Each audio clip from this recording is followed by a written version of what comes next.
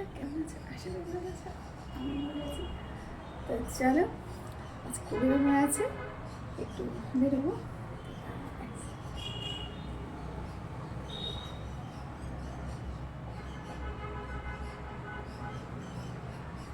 কে কি শীতকালে মধু খাওয়া?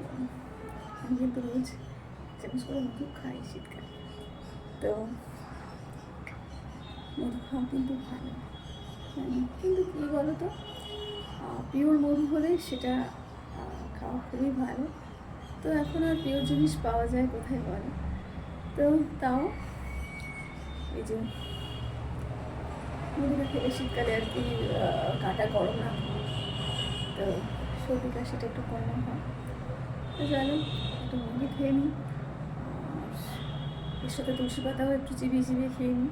রাম তুলসী পাতা ফ্রিজে আছে, ওটা নিচে গিয়ে এটা গালে দেবো, খেতে খেতে নিচে যাবো।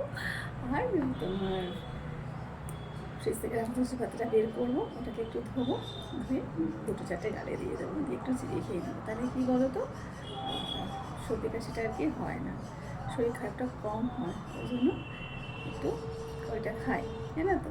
এই শীত পড়ছে, এবার মাঝে মধ্যে ওটা খেতে হবে, সপ্তাহে 2-3 দিন খেলেই হবে, বুঝেছো?